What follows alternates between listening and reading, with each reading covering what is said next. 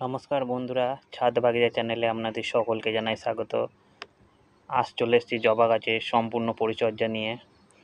দেখুন, এই বর্ষাকাল, এই সময় আপনারা জবা গাছকে খুব সুন্দর গ্রোথ এবং প্রচুর পরিমাণে ফুল পেতে পারবেন মাত্র এই একটি মাত্র সার প্রয়োগ করে। দেখতেই পাচ্ছেন আমার হাতের মধ্যে রয়ে গেছে এই এক মুঠো সার। আমি এই গাছের গোড়ায় চারিদিকে দিয়ে দিলাম। এই দেখুন, বস্তার মধ্যে আমার কড়াই আছে রেডি করা, দেখতে পাচ্ছেন। এই দেখুন,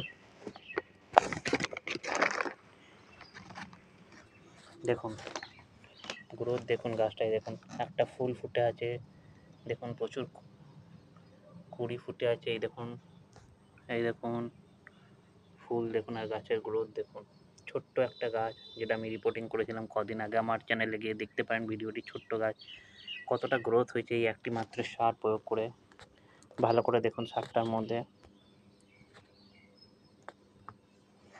সারের মধ্যে কি কি আছে আপনাদেরকে অবশ্যই জানাবো।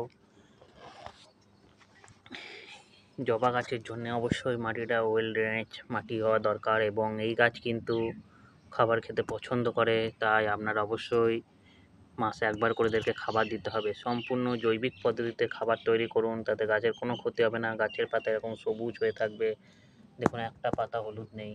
গাছের গ্রোথ দেখুন, ছোট্ট গাছ ছিল কত ডাল বেরিয়েছে, আর দেখুন ডগায় ডগায় সব কড়িতে ভর্তি হয়ে যাচ্ছে।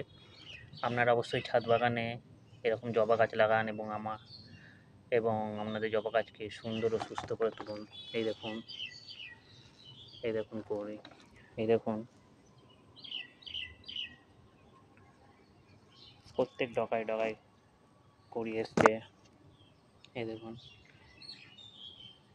আর এই দেখুন মিলিবাগ লাগছে, এই সময় বর্ষার সময় মিলিবাগ, এই এক দুটো মিলিবাগ লেগে থাকলে আপনারা এমনি হাতে করে মেরে দেবেন, হাতটা ভালো করে সাবান দিয়ে পরে ধুয়ে নেবেন, কোনো অসুবিধা নেই। এই দেখুন মিলিবাগও রাখছে, তাই আপনারা অবশ্যই মাঝে মধ্যে নিম অয়েল স্প্রে করুন, গাছকে খেয়াল রাখুন।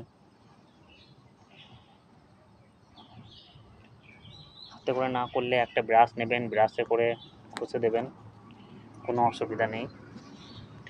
নিমের চারা হয়ে গেছে, তুলে দিলাম।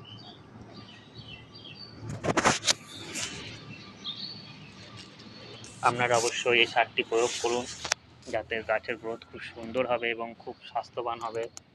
আপনারা চাইলে গাছের মাসে একবার করে সারটা প্রয়োগ করুন। এটা কিন্তু সম্পূর্ণ জৈবিক পদ্ধতিতে তৈরি একটি সার। সারটা দেওয়ার পর আপনারা একটু মাটিটাকে কুপিয়ে নেবেন চারিদিকটা।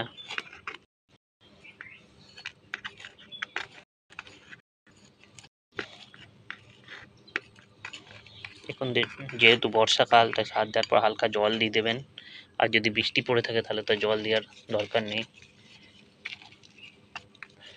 দিয়ে দিলাম, মাটিটা ভালো করে মিশিয়ে দিলাম।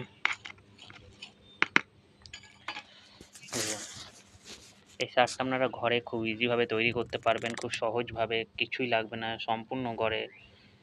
এটার মধ্যে আছে আমার ডিমের খোসা আছে, কলার খোসা আছে, শুকনো কলার খোসাকে শুকিয়ে পিস পিস করে কেটে শুকিয়ে সেটা মেশানো হয়েছে। এছাড়া আছে পেঁয়াজের খোসা, এছাড়া আছে আপনার অল্প নিম খোল, অল্প সর্ষের খোল, অল্প বাদাম খোল এবং শিংকুচি এবং হাড় গুঁড়ো।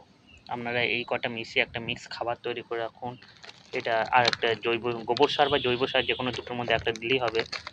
আপনারা দিয়ে এটাকে কিছুদিন রেখে দেন, 15 দিন মতন রেখে দেন, দেখবেন একটা গরম হিট বেরোবে সারটা থেকে। ওই হিটটা যেই চলে যাবে তখন আপনারা গাছের গোড়ায় অতি সহজেই প্রয়োগ করতে পারবেন। গাছের কোনো ক্ষতি হবে না, গাছ খুব ভালো থাকবে, সুস্থ থাকবে, আর এরকম সুন্দর সুন্দর আপনাদেরও বাগানে ফুল ফুটে থাকবে।